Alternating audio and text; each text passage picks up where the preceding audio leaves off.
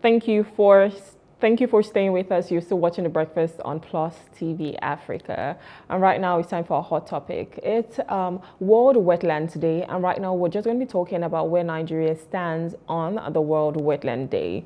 To have a conversation with me is Oladapo Soneye. He's the head communications for Nigerian Conservation Foundation. Good morning, sir. Good morning. Thank you for coming.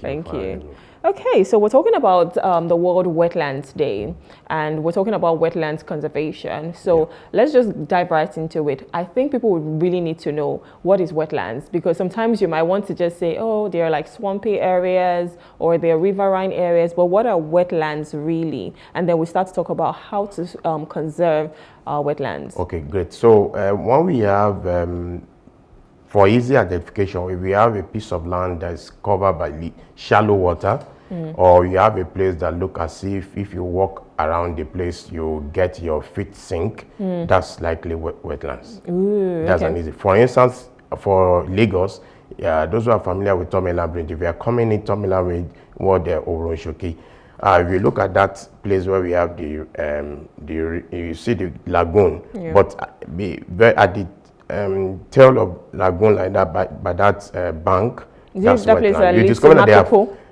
no, that not the other side. Okay. Yeah, that side too. Okay. But this side where they were at the time they were doing some filling. Yeah, that's wetlands. Okay. You know, and that's one of the things that is common with Lagos and other developed areas. When they say wetland, they just like we used to say, wetland is not wasteland. They want to sandfill it. You know, so when you have something like that in your environment, you know it's wasteland. Recently, we did a press statement on Magodo wetlands. That was we had some developers in Magodo, Lagos, that wanted to sandfill wetlands in Magodo and then have a structure there. We did a press statement because we know the importance of these wetlands. You know? So when people see something like that, they'll be able to identify, oh, this is what they are talking about, you know. Okay. So that's wetlands basically. Okay, so are there only wetlands in Lagos, or we have? Yes, we have wetlands in Lagos. We have wetlands outside Lagos. We also Port Harcourt. Most of the riverine areas, coastal areas, they have more wetlands because of river. You know, but however, Nigeria is also privileged to have what we call wetlands of international importance, like Nguru wetland, you know, like that. So we have certain places because of their importance. We have bed convergence. We have sometimes when we have migratory birds, they are coming to Nigeria from Europe and other continents. They come around that place. They can breed there. They can survive in that environment. So they become very important for us. Even ordinary wetland, the small wetland we have around us, even there. There was a time I went with a group of people about 3-4 years ago to that Yanoworu side I talked about. We went for bird watching and others. You discover that you see a lot of birds there. So they survive because they feed there. Some also breed there. In fact, a lot of reptiles it becomes a breeding ground for them because they may not be able to have their breeding inside the water. So they come there. Over to the wetlands. So you have something like, so if you don't have that, it means that their reproduction is not possible, their survival is not possible. So they might just even die. So and some of them, they don't have where to breed, where to survive, they go into extinction. And so in order to prevent that, particularly for our animals and birds and reptiles going to extinction, let's conserve the wetlands. Okay, so let's talk about pollution a little, because now the question is, where does Nigeria stand now that it's World Wetlands Day? So I know, because when I drive past some of these areas, you're seeing plastics. Yes. You're seeing even styrofoam that Lagos State has banned, trying to ban right now. So is that a potential hazard for these animals or these reptiles? It is definitely. Plastic pollution has remained one of the greatest hazards in our environment. Plastic don't decay. So to say, they live for over 2,000 years. So you can imagine. So what happens sometimes is when you have plastic in the water, because they stay there for so long, they begin to they get softened and then begin to break in smaller particles, and then the marine creatures, marine species begin to ingest them, begin to feed on them, assuming that they are food. Right. So when you now have that, it means that, for instance, some of them that we have jointly helped to rescue or eventually found dead, when the plastic is inside of them, that will clog up in their system, yeah. they will die eventually. The one that is not dying, that perhaps maybe we go to the river to go and fish, you will take that fish, you will eat it. That's cancer for you. Wow. So that's how it's not only going to affect the animal as it were. For instance, if it's wetlands now, we have the plastic everywhere. You will see, you discover that most of the time all the waste we just throw around, wind find a way or animal takes them everywhere, then you find them in the water. They will come to the bank of the river.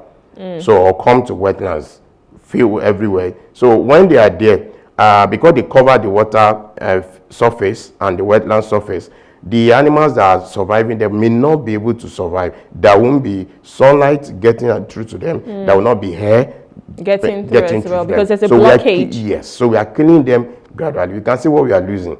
We are killing them, and then those who think that their food feed on them, then eventually we too feed on those things. So we're also going to get cancer. So it go around in cycle. Yeah. Like that. Okay. So I know that you're from the Nigerian Conservation Foundation. So are there foundations like yourself that try to? Because now I'm talking about cleanup to ensure that our marine life, we're preserving our marine life. Are there foundations that help to clean up, or is it the duty of the state government? So we have NCF is big on waste management. That falls under waste management and environmental cleanup. We do that.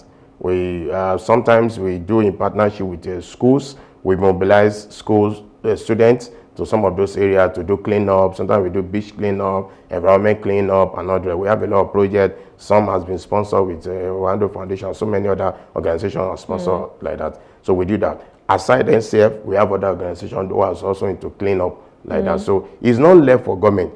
There is basically nothing in this Nigeria that you can say you are leaving to government.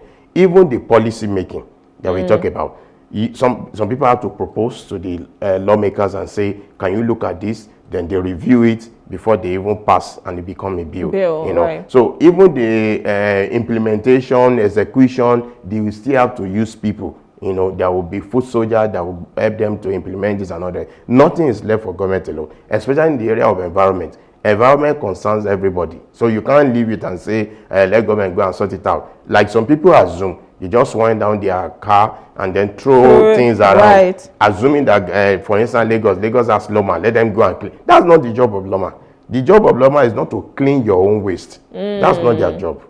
If they are sweeping the road, they are doing that because ordinarily because of the vehicular movement. For instance, Tomela Bridge, that we see thousands of vehicles that move at the same time. So because of that, we will generate waste. Ordinarily, not because I'm throwing it out of my vehicle. And then because we also have animals who take this thing. If you come to Lekki Conservation Center now, you discover that the animal you easily say are the monkey. Sometimes they snatch it from people. They grab. And sometimes when you drop it in the waste bin, they go there to pick it. So they just litter everywhere. That's animals' behavior. Littering is animals' behavior. It's not in human behavior. So we should understand that we can't litter. So with what you're saying now is, if you're littering on the street, that's an animalistic behavior. I'm not saying anything. I'm just saying it is animal that is known that they don't have that litter. Sense to track something, to use the waste bin. That's not us. So we should not toe that part. So don't let us say that it's government that should sort out this. Government. No. The environment belongs to everyone. If the environment is not healthy, then we can't survive. If the air is polluted, we can't even breathe. So we can see how dangerous it is. Look at the lockdown 2020 rather. Did we know that we will stay at home compulsory holiday for everybody? Nobody was expecting it. Nobody could go out. Eventually when we could even go out, we're using nose masks. We could not even shake hands. We couldn't hug. What a life. And what has led to that? Animal. Contact with animal when we are not supposed to have contact. You understand? So let's leave the wild in the wild. Let's leave wetlands to survive so that we too can also survive. Because our survival is also dependent on those ecosystems. Okay, so let's talk about the potential hazard, like the health and wellness of residents. So residents who live around this wetlands area, what does this do to them? Is there like any significant change they can start to see in their health, maybe like a decline because of all of this waste that is being... if they pollute, for instance now, wetlands also just like other carbon sinkers. In other words, when we have carbon, you have certain part of the environment that sinks those carbon. Wetlands also perform such function because just like river and trees. So if we decide to sandfill and destroy the wetland, it means that there's nothing available for us to help us to sink carbon. That's one. Secondly, we have birds comes around. Just go out of your house and stay around wetland and see the way those birds fly around, play. It's interesting. So you don't have anything to even interact with. And there's some of those species also that is there that you can easily go around the place, maybe to fish and to observe another. They are not going to be there when you destroy it. You know, so and if you are going through stress, go to wetlands, go and stay around and just observe things. Your stress will come I think down. even being in the environment, being with nature, just kind of distresses generally. So you. when you pollute the environment, we know that we cannot have good health. Why we are surviving now is because we can breathe clean air. You know, but when we don't have that, we discover that our health will begin to deteriorate, but it doesn't happen suddenly. And that's why a lot of people don't take the issue of environment serious, because it does not happen suddenly. You hardly see people just drop dead suddenly. But by the time you trace, you discover that what is responsible for their health issue is actually the environment. They have found themselves, because they did not realize. Some people will leave their house, carry waste from their house, go and pour it in the wetland. So when you are doing that, you also invariably, you know, creating health issue for yourself. And sometimes our wetlands don't even have drainage. We don't have drainage around them. So if they just stay there. They stay there. And sometimes you can even find this thing, find their way into the drainage system. They block the drainage also. Then the water is not able to flow. Then the water comes to our house. Then just a mess. Sack people. Hazard. Is a mess. That's the word. So let's think about. There are a lot of things that can come up as a result of not conserving the wetlands. Okay, so we have to wrap up now. How do we conserve our wetlands? It's World Wetlands Day today. So how do we conserve our wetlands in Nigeria? Because first and foremost, live and let's live. So when we have wetlands, let them, because of the ecosystem importance they serve, let's allow them to serve their purpose. It's like saying turning a man to woman, turning a woman to man, like people are doing now. Let man be man, let woman be woman. So let wetlands be wetlands. Let's just appreciate what it is. So when we leave it like that, you don't really need to do anything. You don't need to be filling it. You don't need to develop unsustainably. That's what a lot of developers and don't throw waste into it. You know, so everything. Sometimes when you even acquire a land, you discover that there's a portion of it that's wetlands. You might need to leave it because it's going to help you. If you say, okay, everywhere because I bought it, I fill everything, you are going to have the results. But it might not be immediate, but eventually you have it. People are suffering like it now. Unfortunately, even though you look like big man area, but we are suffering. So let's conserve it and then join NGO like NCF. You know, we have a lot of projects we are doing on wetland conservation. Okay, can you join us either to volunteer or can you sponsor some of our projects? We have our guys ready. Anywhere in Nigeria, we are ready to roll. You know, so join us and then help us to promote this message. That's more important. Yes. Right. Sensitization. Yes. All right. Well, this is where we have to wrap it up on the show today. Thank you for, just spending time with us this week. We'll see you next Monday, same time, same station, Plus TV Africa. You've been watching The Breakfast. My name is Brumet Paulson. I'll see you on Monday. Have an amazing week. Bye-bye.